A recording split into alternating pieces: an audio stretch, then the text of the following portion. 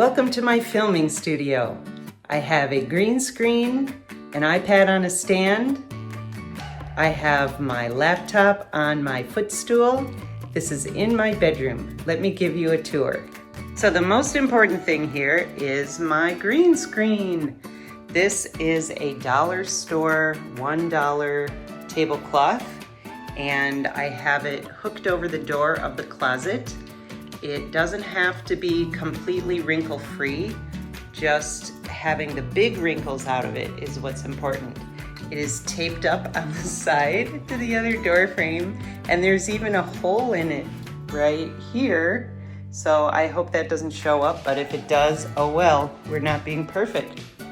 Then I have my iPad on a stand, and then it's on a little table, and here are my notes that I'm going to look at that are taped up on the table. So I write out some big words that I can easily see and steps to follow.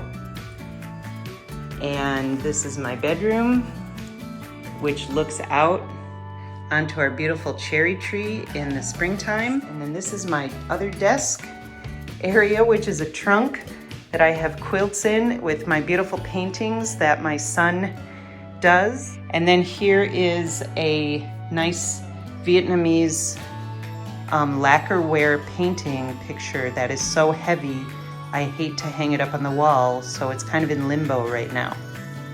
I'm relegated to the bedroom because my 3 older children are living with us right now during the coronavirus, and so we have moved into this front room, which is usually an office.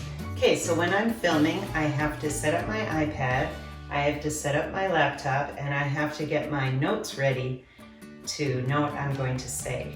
So I set up my laptop first. So I come down, and I just find that sitting on the floor works best for me. So I set up a screencasting program on my laptop. Usually I use QuickTime. I can use Screencastify or Loom or Screencast-O-Matic. There are many to choose from. Normally I just end up using QuickTime because it's the easiest. Now I come over to my iPad and I have to kind of angle it. This stand moves a little, and then I have to test it out to make sure that it got a good shot. So I'm here just in my regular camera, and I make sure that it's on video. I take some test videos to make sure the angle is correct and it's not cutting off my head. Okay, so here I am on my knees. Sometimes I do smiles so that I can use those for the thumbnails later. I've practiced, and now I come over and see how that was. What I'm looking for here is I'm noticing that the green screen is getting cut off down at the bottom over here. So that's not good. So I need to move it over just a little bit. But other than that, my head is right in the middle of the shot. So I'm happy with that. Okay, so I'm going to fix my green screen a little bit with some tape. Tape it to the wall. You know, try to get it as smooth as possible, but it doesn't have to be perfect. Okay, that's good. Okay, so I fixed my green screen, and here we go. Hi, my name is Catherine Nguyen, and I'm going to talk to you about my 5 filming tips. Hi, my name is Catherine Nguyen, and I'm going to talk to you about my 5 filming tips. Tip number 1 is eye contact. Eye contact is something that a lot of people don't do because when their camera is flipped to face them, they tend to look at themselves. Just like when you're doing a selfie, if you see yourself, you're going to look at yourself. But I'm telling you that you need to look at the camera.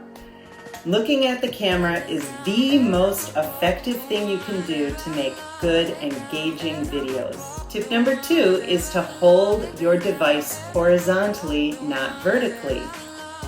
Except if you're doing an Instagram post or a TikTok, those are vertical.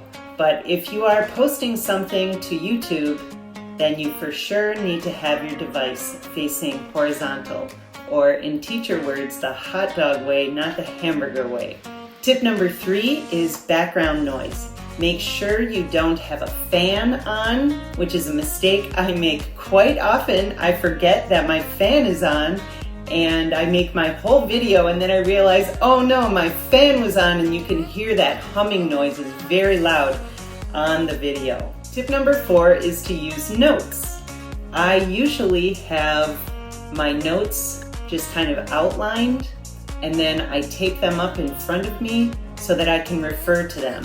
I don't script out the entire thing because I just like to talk about the topics, but sometimes I will forget what the main topics are, so I do like to have my main topics written out on notes. And my last tip, tip number 5, is to just go for it.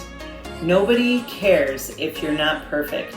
In fact, when you make mistakes, that makes you more vulnerable and more likable. I think people like mistakes. I think that's what makes you human.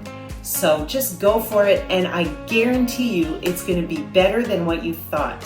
We are always so self-critical, and people don't think of us like that. They tend to like what they see. So don't be so self-critical. Be self-accepting and just go for it and make your video. Good luck. Okay. Hopefully that is better than what I thought.